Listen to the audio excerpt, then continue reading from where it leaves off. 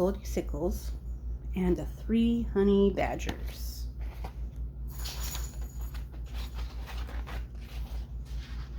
Mama Honey Badger had just finished making 3 delicious bowls of ants and honey. "I'm not hungry," Baby Honey Badger wailed. "Why don't we go for a walk? I'm sure that will give you an appetite," said Papa Honey Badger. The 3 honey badgers left for their evening walk, not prepared for mischief coming their way. There's some mischief.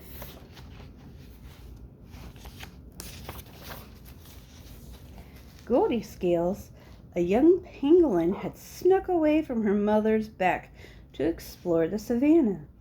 She was having fun wandering through the underbrush, looking at every insect and tree and rock. Soon Goldiscales' stomach began to rumble. "I need to find something to eat," she said to herself when she came across a hole.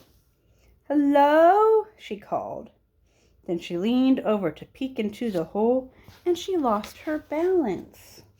Tumbling and rolling, she went down the tunnel of dirt, finally landing in a little room with a table and 3 chairs.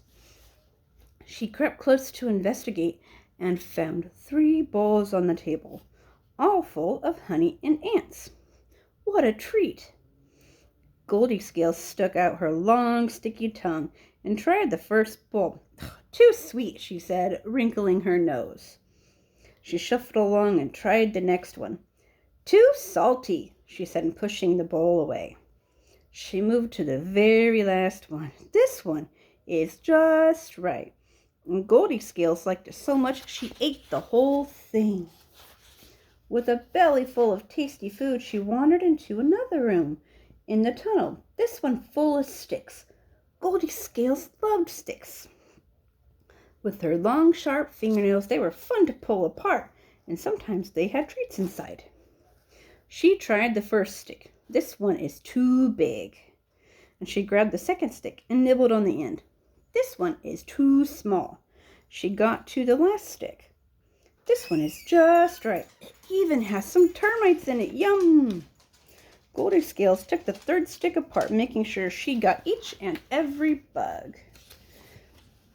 Next, Goldiscales went to see if there was somewhere she could take a nap before heading home. She found one last room, lined with cozy fur, the perfect place for a nap. Inside the room were 3 little dips in the earth, perfect for a little pangolin to curl up in. Goldiscales tried the first one. "This one is much too deep," she said as she rolled around. Goldiscales tried the second one. "This one is too shallow." But the last one was a perfect fit. "This one is warm and cozy, and it fits just right." Goldiscales rolled into a ball and snuggled in it to go to sleep. Just a quick nap, and then she would go back to find her mother. Around that time, the 3 honey badgers came home from their walk, hungry for dinner. But when they sat down to eat, they noticed something was wrong. "Hey," said Papa Honey Badger, "someone has been eating my food." "Someone ate some of my food too," said Mommy Honey Badger. "Someone ate my food too, and it's all gone," wailed Baby Honey Badger. The 3 shared what was left, but their stomachs still growled with hunger. When they wanted to relax in their chewing stick room, they discovered something was wrong. "Someone touched my chewing stick," said Papa Honey Badger.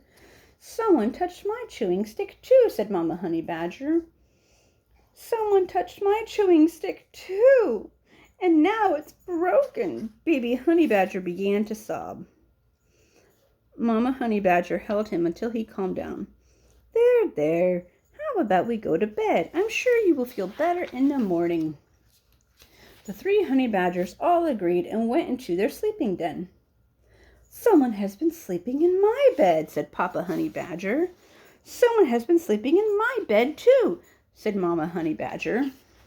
"Someone slept in my bed and she's still there," cried Baby Honey Badger. Hearing his shout, Goldiscales woke up. When she saw the 3 honey badgers, she ran out of the sleeping den. past the chewing stick, past the table with the empty bowls, and up the tunnel and back to the savannah. Goldiscales ran and ran. In fact, she ran right into her mother, who had been frantically looking for her. Goldiscales, I have been so worried. Where have you been? Her mother asked. Goldiscales climbed up to her spot on her mother's tail and hugged it tight. Oh, Mama, you would not believe the day I have had. Her mother started walking home as Goldiscales told her mother all about her adventure. And that's the end.